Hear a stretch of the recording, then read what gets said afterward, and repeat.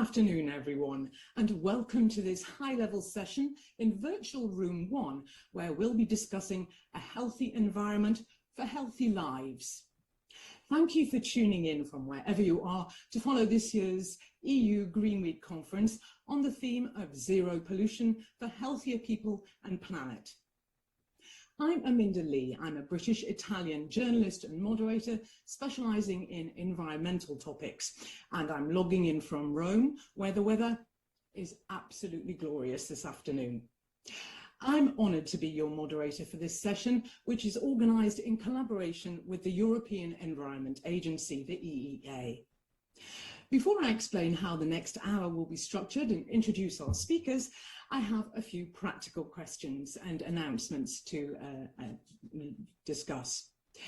You can send in questions to the speakers accessing Slido via the QR code on the screen or going to www.slido and inserting the code EU GreenWeek 2021. Then choose Room 1 where this session is taking place. You can also find these codes in the virtual auditorium where you're following us.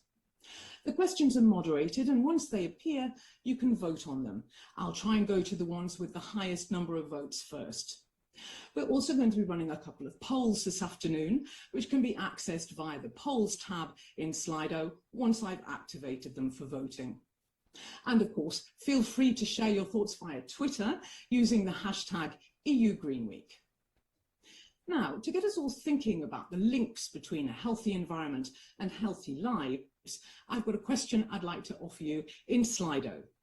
And the question, if we can please open the poll, is what do you think is the most critical environmental risk to human health in Europe? Now, this is an open question, so you can send in multiple answers and the choice is up to you. So, for example, you might think that the most critical environmental risks are air pollution or climate change, or maybe you think it's noise, or water or soil pollution, or toxic chemicals in the environment, or even biodiversity loss. The choice is yours, and you can send in multiple answers and they will form a word cloud, and we will see it forming before our eyes later on in the session. I'm going to leave this open for a while, the voting, so that you have a chance to send in multiple entries. We're going to start this session by having 4 short interventions from our eminent speakers, followed by a panel discussion and your questions. Let me introduce our speakers. Joining us, we have Dr. Hans Bruyninckx, Executive Director of the EEA. Please say hello. Hello, everybody. From the World Health Organization, we have a video contribution from Dr. Hans Kluge, Regional Director for Europe, who was unfortunately unable to appear live today. But for the panel discussion with audience questions, we do have Francesca Raccioppi with us live. She is head of WHO's European Centre for Environment and Health, based in Bonn. Say hello, Francesca. Hello, good afternoon from sunny Bonn. Thank you. Then we have Mariusz Waszczak, Head of Cabinet for Environment, Oceans and Fisheries at the Commission. Hello, everyone. And last but not least, we have Jenan Jensen, Executive Director at the NGO Health and Environment Alliance, or HEAL. Good afternoon and hello, everybody. Thank you. Now, if we could have a look at the Slido word cloud that we've been running, and let's see it on the screen and see what it looks like. See if we could see the results, please, because I think it's going to illustrate that there are many different kinds of links between the quality of our environment and the state of our health. So please, can we stop the voting on Slido and can we have a look at the results on the screen? That would be most useful. And I think it should be coming up. I can't see it on my screen as yet, but I'm sure it will be coming up in a moment. But as we've heard, and if you were tuning into the opening session this morning, this afternoon, you would have heard that, of course, we are responsible for a lot of the pollution, and so therefore it is our role to do something about it. Also because it affects our health, and so it affects us directly. If you can see, I hope you're enjoying seeing the results of the Slido poll. I can't see them here. We do have people who voted and sent in their questions. Thank you very much indeed for that.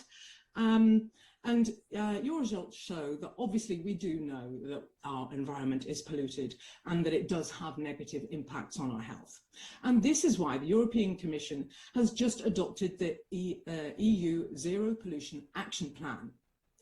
The Zero Pollution Vision for 2050 aims to reduce air, water and soil pollution to levels no longer considered harmful to human health and natural ecosystems, respecting our planet's boundaries and creating a toxic-free environment. But what exactly are the current health impacts from pollution in Europe and beyond? And how else is this pollution affecting our well-being, for example, in terms of our mental health? And most importantly, how can we achieve the zero pollution vision as part of the green transition?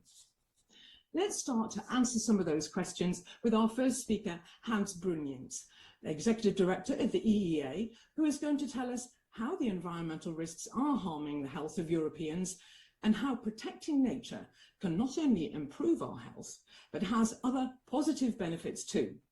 Hans Bruyninckx, the virtual floor is yours. Thank you, Aminda, and thank you for inviting me to this high-level panel on an absolutely critical element, I think, of the European policy trajectory and of the European Green Deal, and that is to make it very clear that, after all, a lot of it is about our health and well-being. That's why we want and need the policies that are being framed. And we've known for quite a long time, of course, that poor environmental quality has an impact on human health, and in particular on non-communicable disease, but also increasingly over the last decades, we understand on our mental health and broader, you could say, on our feelings of well-being. And if we look at the main elements of that, I think it's clear that air pollution plays the biggest role there. More than 400,000 people in Europe still die prematurely because of air pollution, and particulate matter plays a significant role there. But we also have other elements that might be less known, and that is noise. About 20% of the European citizens live in conditions that are deemed by the health community not healthy, and that translates into, for example, loss of sleep, mental well-being, but also has more complicated causal linkages to heart conditions, to developmental trajectories of children that need to learn and study and develop. Yeah? And then, of course, there is the whole chemicals domain, where I think it's fair to say that Europe has probably the most advanced system of reporting chemicals under the REACH directive, and also partially under directives that are monitored by the Food Safety Authority. But still, we actually don't know that much about the hazards and the exposure risks to most of the chemicals in the system, which I think why it is so important to embed health stronger in future chemicals policies. And then maybe a bit, you could say, the new kid on the block that we are monitoring and understanding increasingly well is the link with climate change. Yeah? And together with the European Commission, but also with partner agencies like ECDC and the World Health Organization, the Lancet, we launched quite recently the Observatory on Climate and Health. And that is important because we know that, for example, tick-borne or mosquito-borne diseases, but also heat waves have an impact on human health. What is important to say is that quite a bit of this impact is, of course, not equally distributed. This is linked often to poverty. It is not equally distributed between European countries, and some of the most vulnerable populations in Europe, like older people or people with underlying conditions, are even more impacted by environmental elements on their health. And so we know that about 1/8 of the premature deaths in Europe can be brought back to causal linkages with the environment. Now, those are the hard facts. Yeah. But luckily, there's also good news. And I think the good news on the one hand is that I would say mainly due to European policies, we have in fact decreased quite significantly already elements of pollution, for example, air pollutants, for about 2 to 3 decades. The same is true for a number of chemical pollutants. The same is true for industrial pollution. And so if we then model the progress of the impact on premature deaths, this is a positive trajectory. Yeah, it doesn't mean that we're in line with, for example, the WHO standards yet. It doesn't mean that we take health concerns as a sort of endpoint at the moment, but it's clear that European policies have been contributing in a positive way. And there is more good news. I think understanding the positive linkages between a healthy environment and our health and well-being are increasingly playing a role. Access to green spaces, cities where water and green elements are abundantly present, trees and biodiversity in the urban environment. We understand that those can be used for climate adaptation measures to mitigate urban heat effects, for example, or that they contribute to our health in urban environments. We also see that the EU has been investing in understanding the connection between pollution and health and environment and health. For example, in the human biomonitoring project, that is a big investment and that will be followed up by the Park Initiative on chemicals. And I also think that the whole idea of just transition, which is deeply embedded in the European Green Deal, has to be understood not only in making sure that investments end up in those places in Europe that go through an energy transition, for example, but also justice in a broader sense when it comes to impacts of the environment. And that's where the Green Deal is very helpful, and not only in the zero pollution, which I think is a critical part of it, also the chemical strategy, which I think is essential with safe and sustainable by design as the core principle now, the Farm to Fork initiative, which links very strongly health impacts as well. So this one planet, one health element is really critical, and we applaud that. And as an agency, we are happy to collaborate with a whole host of partners on this to bring the best available knowledge to the policymakers. Thank you. Thank you. Interesting what you say when you were talking about noise, because looking at the word cloud, actually noise doesn't feature there at all. The biggest ones the biggest threats are air pollution and climate change, though chemicals is in there. And I certainly know that we'll be having a few discussions about chemicals throughout GreenWeek, so watch out for those sessions. While you're voting on the word cloud, which I think we can stop, please do send in your questions via Slido, and you can vote on questions, and I'll go to the ones with the most answers first. Now, as we've heard, reducing environmental risks saves lives, no doubt about it. And in fact, we're actually faced with two different kinds of health threats caused by a poor environment, as we're now going to hear in this recorded speech by Dr. Hans Kluge, who's Regional Director for Europe at the World Health Organization. Please can we hear from him?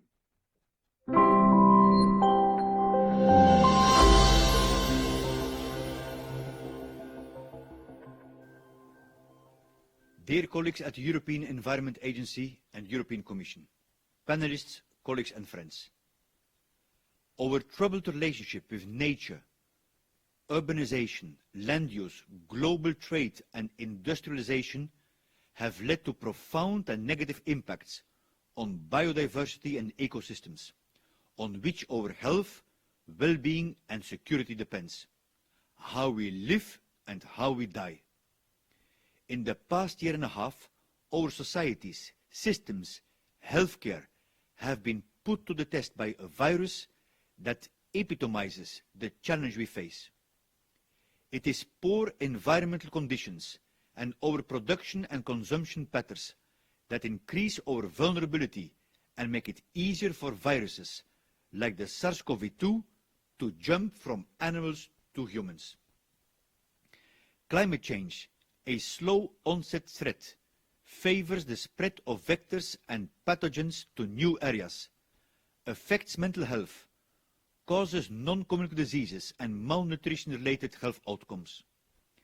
A pandemic, on the other hand, is a sudden onset threat, but both need to be dealt with by health systems. When economic, social and transport activities came close to a halt in early 2020 in an attempt to break the chain of transmission of COVID-19, air pollution levels dropped. People breathed clean air and saw blue skies, some of them for the first times in their lives. This was one of the pandemic's many silver linings. Although short-lived, this begs the question how we can keep the health and environmental gains while also restarting our social lives and economies. But we have a choice. Once the pandemic is over, countries can either promote economic development patterns of the past and continue to damage ecological systems, or they can build forward better, promote a fairer, greener and more resilient world, as let out in our European Programme of Work for the next 4 years, and in WHO's manifesto for a healthy, green recovery from COVID-19. The European Green Deal has the very same goal. Choosing to build forward better means redoubling efforts towards achieving the Sustainable Development Goals that have to do with the environment. It is simple, yet complex.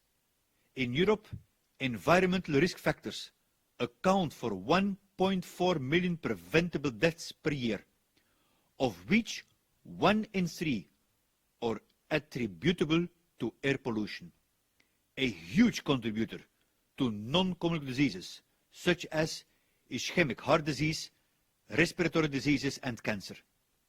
The urgent need to improve air quality in a region where 70% of deaths are due to non-communicable diseases is obvious. We need to, 1, reduce environmental risks in order to save lives. 2, integrate health into every decision-making process and have everyone, everywhere, to acknowledge and act on the concept of One Health. We will never achieve the zero pollution the European Green Week calls for if decision-makers do not acknowledge that health is cross-sectoral. Third, increase the resilience and adaptive capacity of health systems to climate change.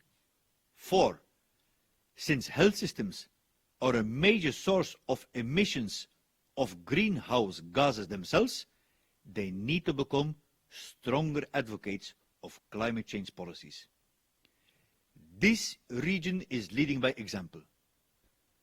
WHO Europe's Commission on Health and Sustainable Development, in its call to action, advocates for One Health to be operationalized at all levels.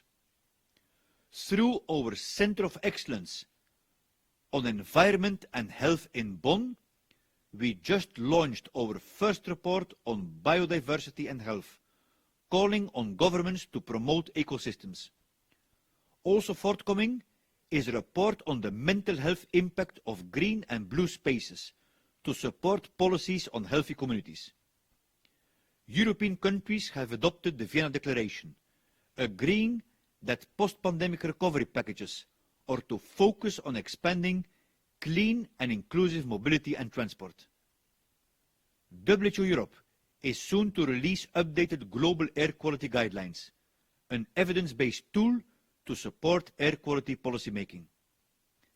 At the Regional Committee for Europe member states in September, One Health will feature heavily in preparation for the 26th meeting of the parties to the UN Convention on Climate Change in November. The pandemic has been an eye-opener. Health may well be one of the strongest arguments in leveraging climate change action. And although One Health is now at the top of the global agenda, that is bound to change as the virus loses its grip. We therefore need to act fast if we want permanent change and the intersectoral partnerships, which is what it takes to break the cycle of neglect. WHO Europe stands ready. I wish us all very fruitful discussions today. Thank you.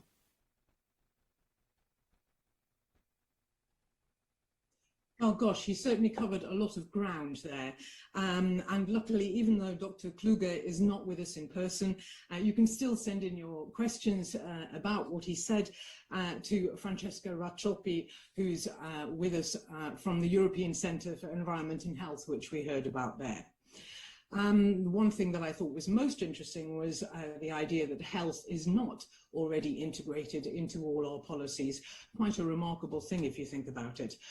So thinking about the European Commission, what is the European Commission doing to build forward better, as we heard?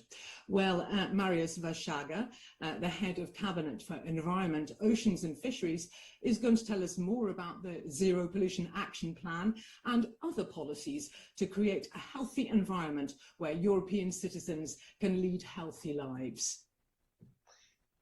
Good afternoon, everyone. Good afternoon, speakers. Good afternoon, all those who connected to participate in this in this panel, and special greetings to Aminda in Rome, because in Brussels the weather is also glorious today. So you know, we certainly have a lot in common. As the head of cabinet for Commissioner Sinkevičius in the European Commission, let me start by saying that Commissioner Sinkevičius and the European Commission as a whole takes the link between the environment and human health very seriously, and we see them as closely interlinked and base our action on this interlinkage. And our last policy proposal, which was already mentioned a number of times even in this discussion, because it was adopted only a few weeks ago, and that is the Zero Pollution Action Plan on for air, water, and soil. It looks at the health and environment exactly in that manner, as an interlinked challenges. Now, the Zero Pollution Action Plan is one of the last building blocks of the European Green Deal, which is aimed to ensure a healthy and habitable planet. And when you take it together with the chemicals strategy, on which we have been working last year and adopted it, if I remember well, in November, you have a set of tangible steps towards the EU zero pollution for a toxic-free environment. Now, the COVID crisis has taught us many things, but perhaps one of the biggest lessons is how intricately human health is connected to the health of the planet. And at the moment, neither is doing too well. Hans already mentioned, and I think also Hans Kluge mentioned as well, that 1 in 8 deaths in the EU is linked to environmental pollution. And in fact, 90% of these deaths are due to chronic diseases, out of which cancers are the most frequent ones. And what's worse, pollution indiscriminately affects the most vulnerable groups. These are children, these are people with medical conditions, these are older persons and persons with disabilities, and those living in poorer socioeconomic conditions. So when it comes to the health of our planet, the toxic-free environment is crucial.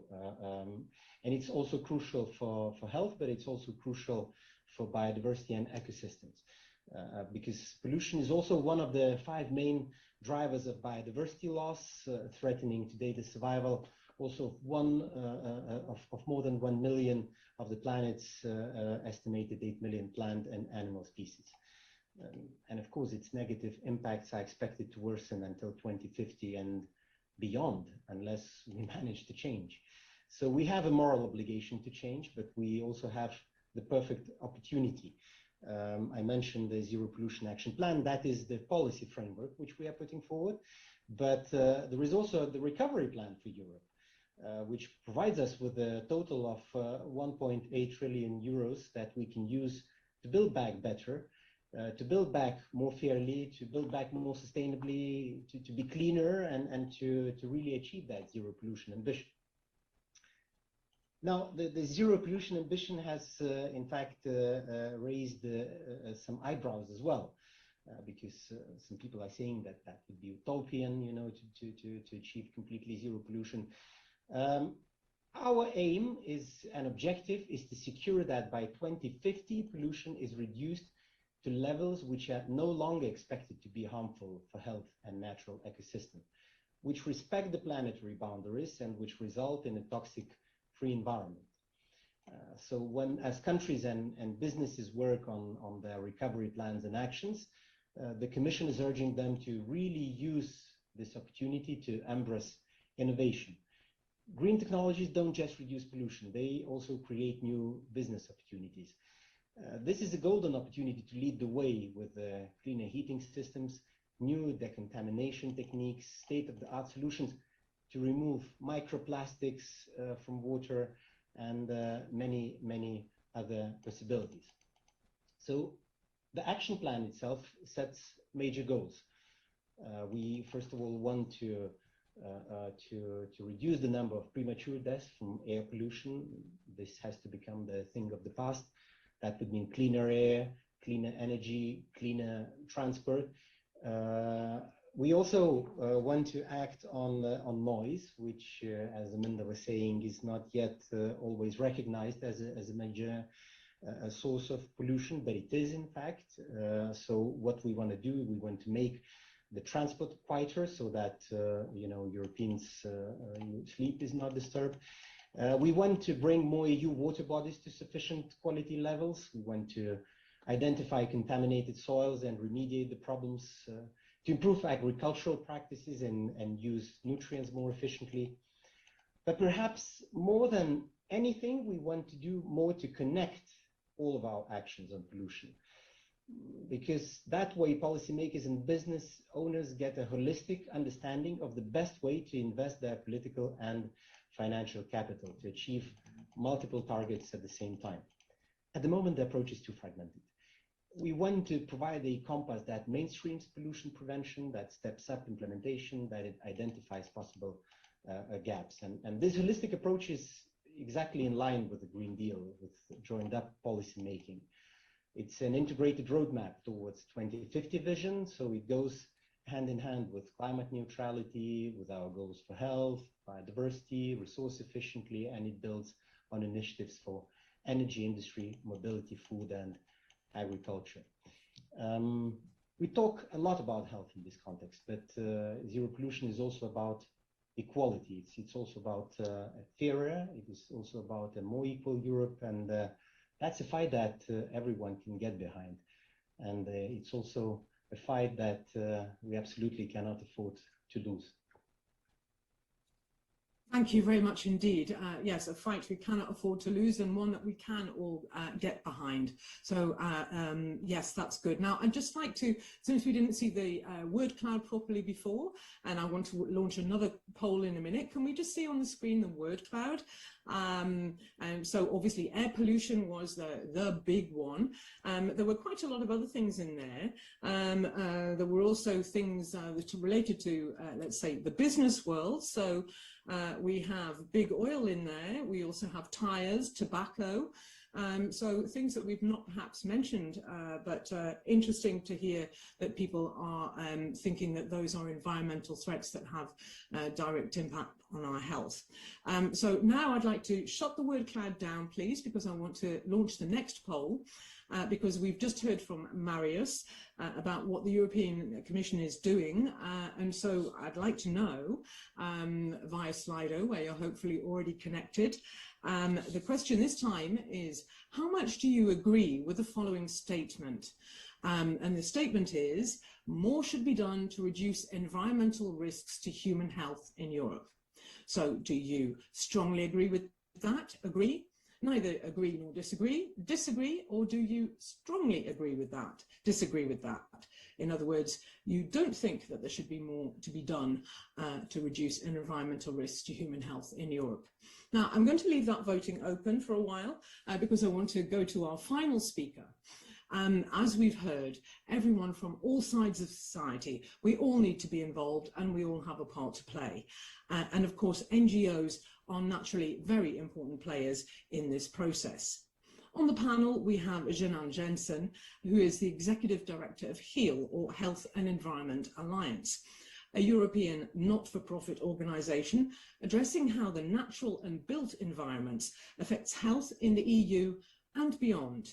Indeed, HEAL has actually contributed to the WHO's Healthy Recovery Manifesto that we heard a little bit about earlier. So today we're going to hear why HEAL believes there should be more joined-up policy making, so agreeing actually with Marius, and that we need to do that further and faster. And HEAL also thinks we should be building forward differently, especially when deciding when and how we invest our money. Jenan Jensen, please tell us more. Thank you, Aminda, and welcome to everybody. I'm really happy to be invited today, and I also wanted to thank DG Environment and Commissioner Sinkovicius for organizing the Green Week this year, because it's really a theme that is at the core of our work and vision at HEAL, since we started already 20 years ago, and that is a healthy planet for healthy people. Today, the narrative is even more powerful and concrete in what the EU is aiming for: zero pollution for healthier people and a healthier planet. This is a huge step forward if it is delivered. And initially, we were really over the moon to see the emphasis that is placed on the health and tackling pollution in the EU Green Deal, and to see the word zero pollution at its core. So we set out with three key principles we wanted to see when the Zero Pollution Action Plan actually came out. And we framed it as beating pollution to prevent disease, zero harm from pollution, zero money for pollution, and zero delay in stopping pollution. When the Zero Pollution Action Plan was released earlier this month, we assessed it against these three demands. And all of the buzzwords are there, including recognizing the magnitude of the pollution and the health challenge, the vulnerable groups, the health inequalities. But what is missing is what I want to focus on a bit today.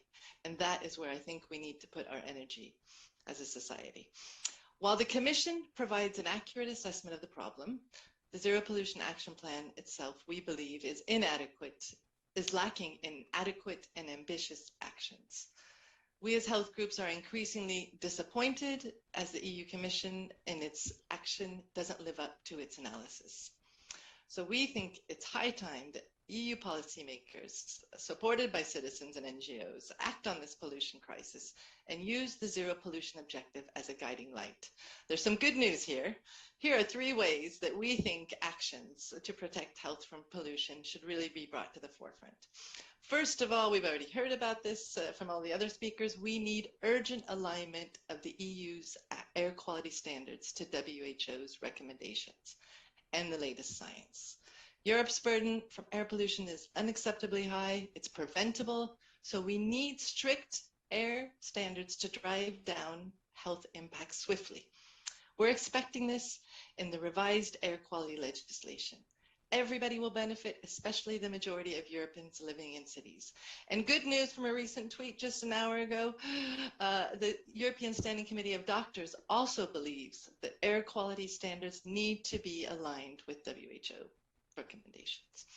Second, as one of the first pillars of the zero pollution objective to be delivered, the urgent and ambitious implementation of the EU chemical strategy for sustainability is really our golden ticket to prevent disease and support the EU Beat Cancer Plan. This is really key. We know chemical pollution is a huge long-term challenge, as some toxic chemicals can last forever in our ecosystems once they've been released. And this is the case of the group of PFAS chemicals, also known as forever chemicals, because it takes so long to break down. And just as alarming, PFASs are associated with health problems, such as liver and testicular cancer or high blood pressure. And even gynecologists and obstetricians from the global organization FIGO are calling for a global phase out. Just last week with other NGOs, HEAL released a study showing PFAS contamination in our fast food packaging. Think about it, a forever chemical being used and then immediately thrown away. This is one example which shows we have a ways to go to meet Europe's stated objective zero pollution for a non-toxic environment.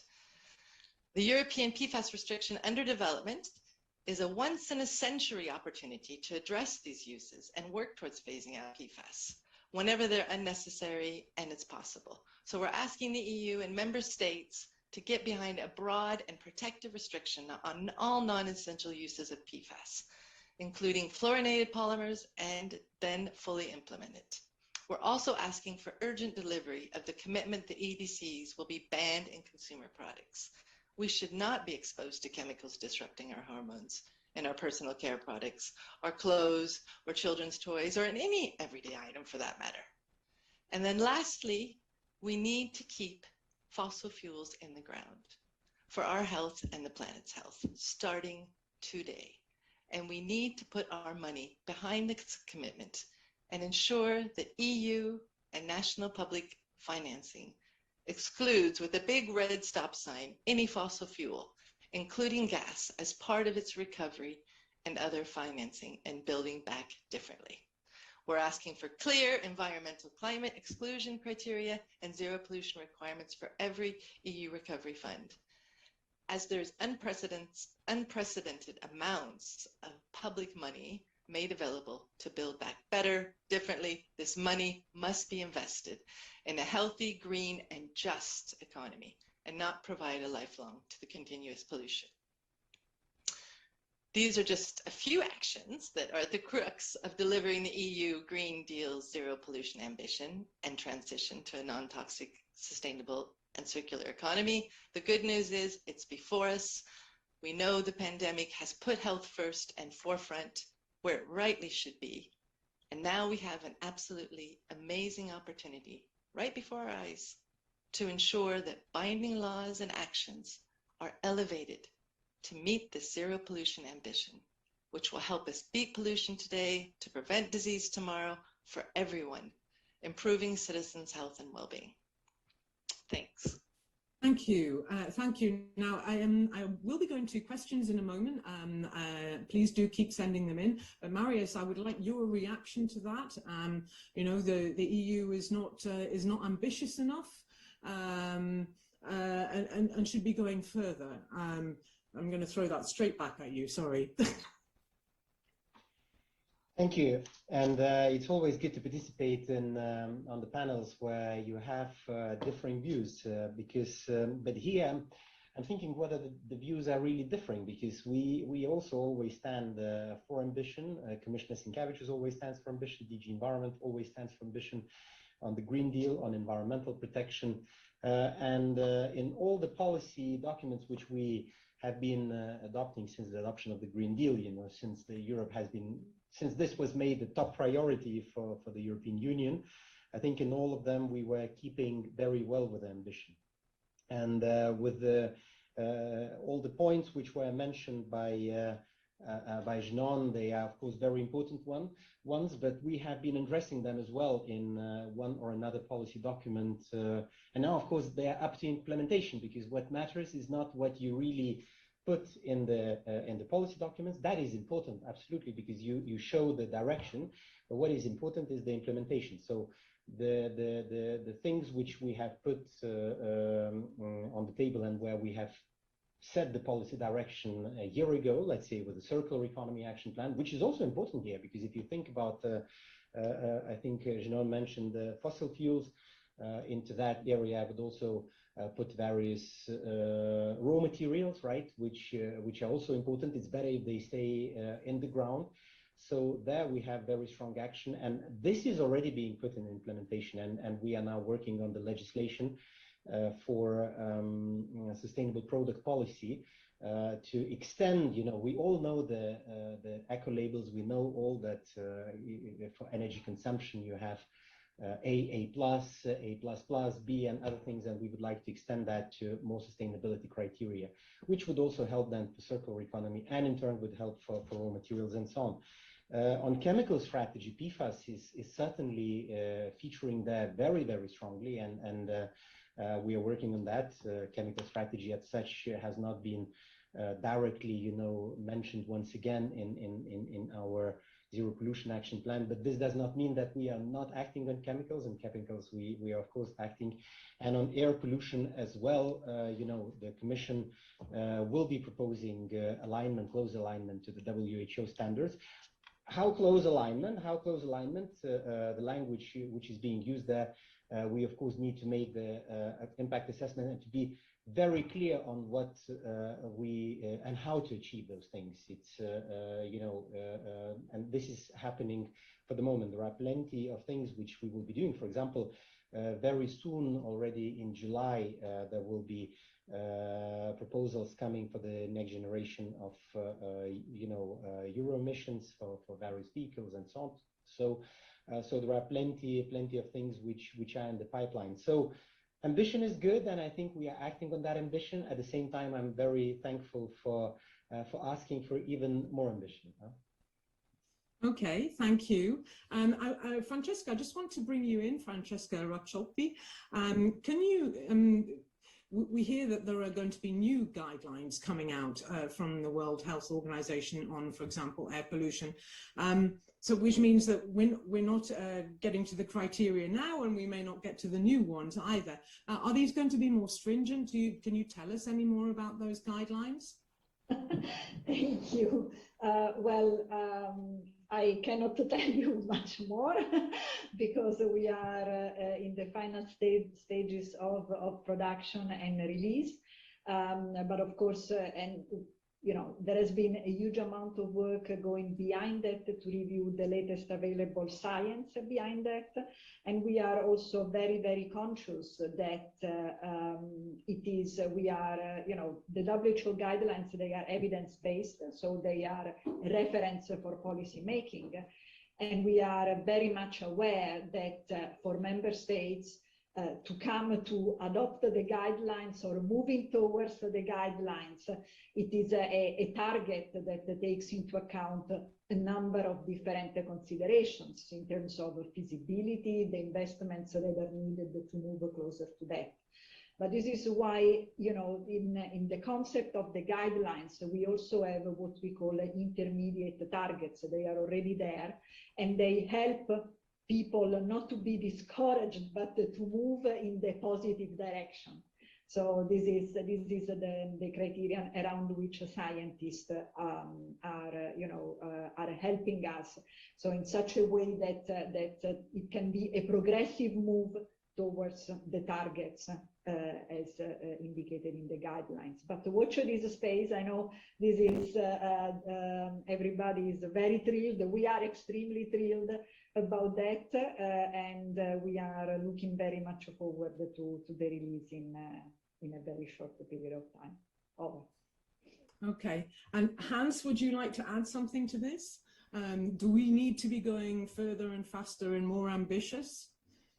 Yes, but that is completely in line with where I think the drivers of the unsustainability is. And it's actually the same drivers that we see for climate change, biodiversity loss, and resource use.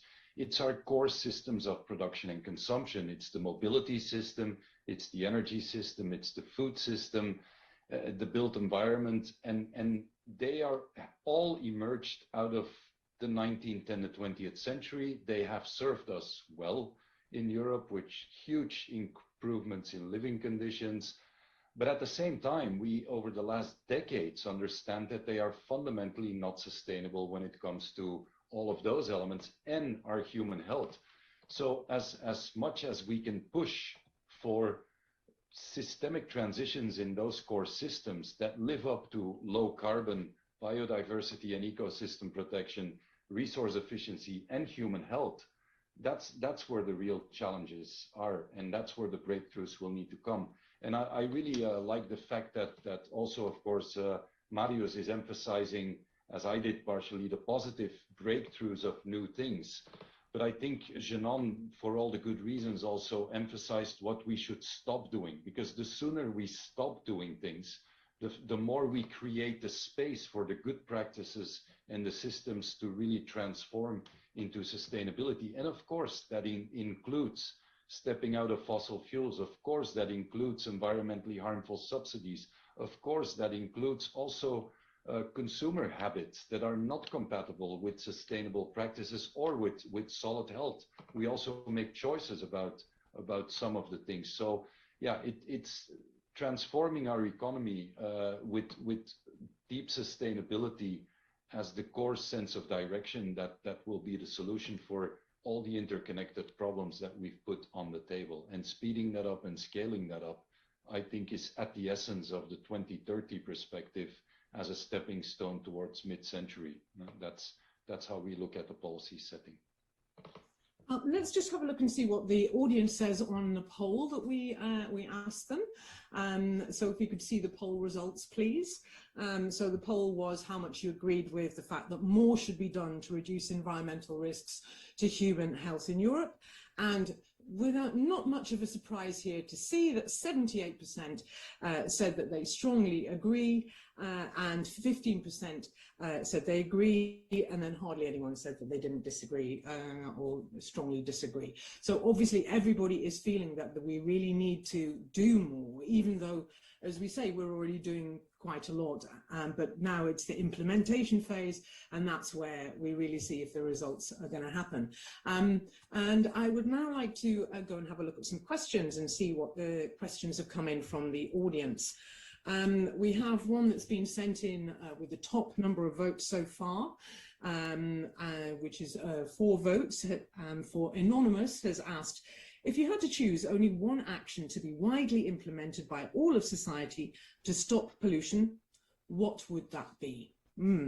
So one action widely implemented by all of society. Who would like to jump in with this one first? Go on, Hans.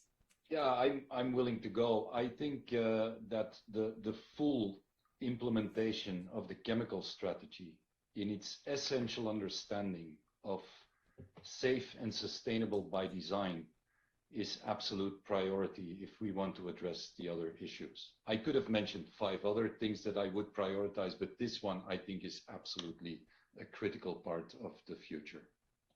Thank you, and I'm sure some other ones will come up from our other speakers. Okay, Jeanne, do you want to come next?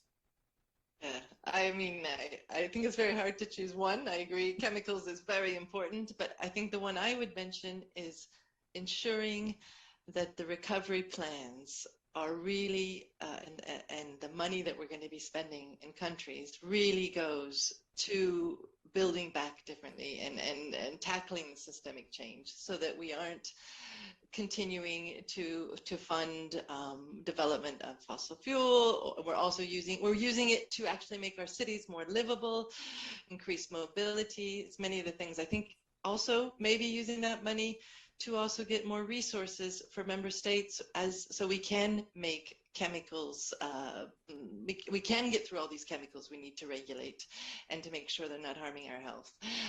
There's lots of positive things that we could be using that money for, and we are very scared that that is not going to happen. So that is what I think. That will change everything. If the money's going to a positive and healthy development, then that will make a very big difference if we're going to be able to implement these policies and these ambitious Green Deal, zero pollution chemical strategy. Thank you. And it's interesting because in the opening session earlier, we heard the Commissioner was talking about we want to get to a point where zero pollution is business as usual. And really that's, I think, sums it up very well. And it kind of sums up what you've just said as well, Jeanne. Marius? Yes, well, the Commission is always the last one to choose only one thing. Yeah? We always say, let's be systematic, let's look at it from all the possible angles. So I can only agree with Hans and, you know, who was mentioning the chemicals. I also have to agree with Jeanne on the spending. And here, by the way, there was quite a change this time with the do no significant harm, principle of do no significant harm, which has been, I mean, it's a principle which we know for quite a long time, but it has been put into the legislation and it had to go through the filter of that principle. All the plants will have to go through that filter. But being, you know, a cycler who likes to cycle a lot, I will still choose one, Amanda, and that will be the the cycling infrastructure. I think if we would have similar amounts invested in cycling infrastructure as we are having in other infrastructure, we would certainly have much better air in our cities. Interesting. And in fact, they're just building a whole load of cycle paths along my roads in front of my house. So Rome is certainly trying to do its best. And Francesca, one thing? Well, one action? Now adding to all these inputs, it's difficult, but I think I would associate with what Genom said, like we have an opportunity of addressing the systemic failures that we have there. And I would continue from Marius, because the emphasis on the cycling infrastructure, it may sound like, is it a fringe? Is this something for the, passionate sports cyclists and so on? But in fact, it is a part and parcel, and it is becoming more and more clear of the real revolution that we need to have if we want to address the climate and air pollution agenda, and we want to deliver at the same time health benefits, important, huge health benefits. So for us from the WHO, we were elated to see that a couple of weeks ago in Vienna, member states adopted the first pan-European master plan for cycling. We hope it will get a boost to that. But because there is one important thing that also Hans was referring to before, there has been a lot of progress. There has been a lot of promise also coming from technology. But we cannot forget that even if from today all cars start being electric, it will take 15 to 20 years before the full rolling stock moves to that. And so we cannot, as a human, as a citizen and as a policymaker, postpone the action while waiting for technology, have enough time to penetrate the market at the level that is needed. And there is a tremendous potential that comes from these new urban development policies. Thank you. We've now got quite a few questions coming in thick and fast. And I'm going to put that there's a couple that are, let's say, related to each other. One is one from Martin Brocklehurst from ECSA. And he says, unless environmental policies are linked to financial drivers, they will fail. Will we see green taxation as a way to accelerate delivery of zero pollution? So we've got that. And then we also had a question on, which has now gone further down the list. Wouldn't it be time to implement the polluter pays principle and apply it to the industries that develop harmful products? So green taxation and polluter pays. Who would like to jump in first on those? Okay, Hans.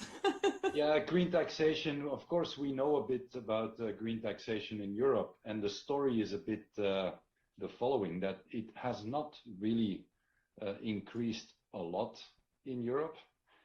It's pretty stable and it's at a low level. Most of it is actually taxes on fuels for cars. Yeah.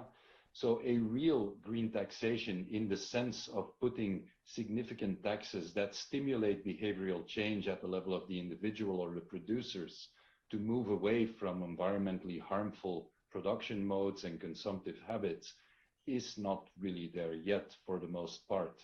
Now we know that in those cases where it has happened, it has indeed the potential to change behavior at those two levels.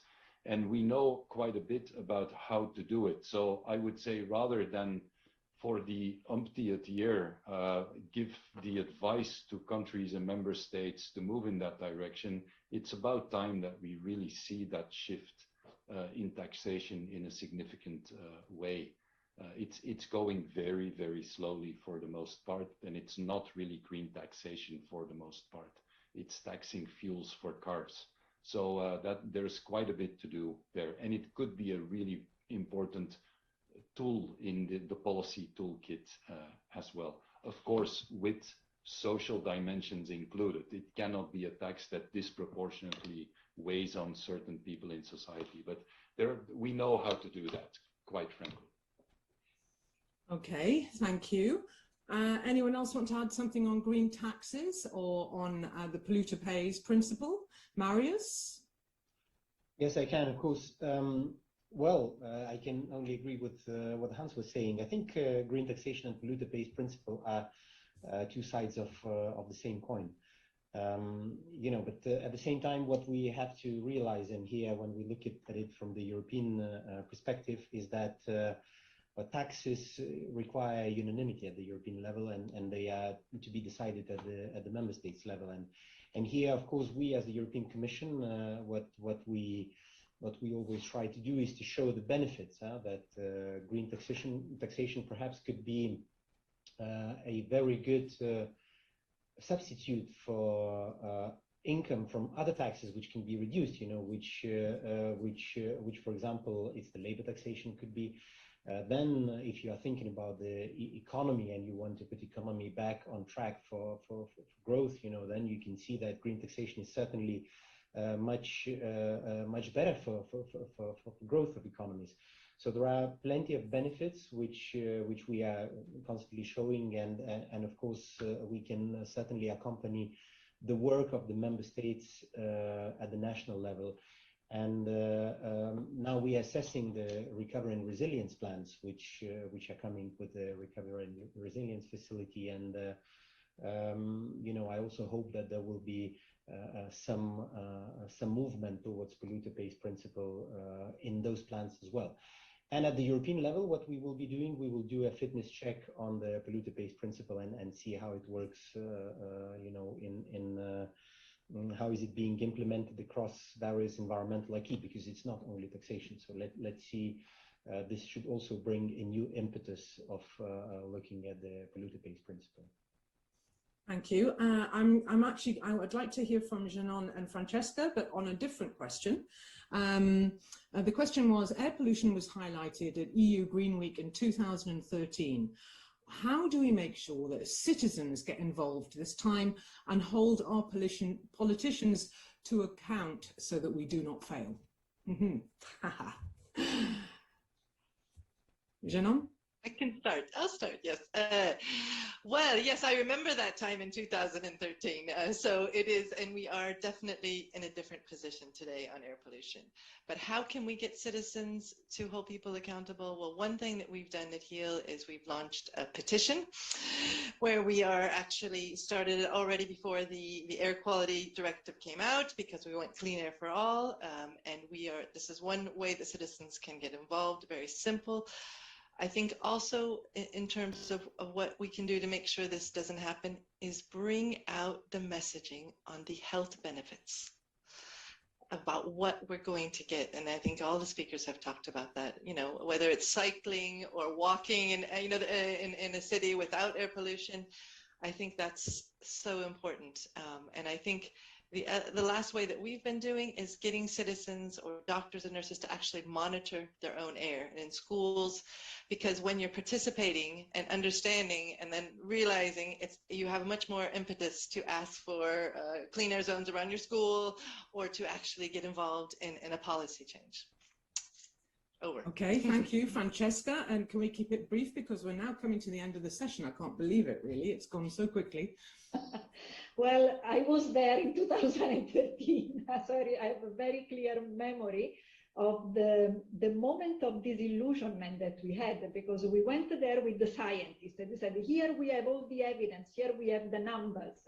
And it was very difficult, and it was shown that evidence counts, but it is not enough for the change to happen. But now we are in a very different place, not least because throughout the trauma of the COVID, so many people came up to experience an alternative way of living their urban life.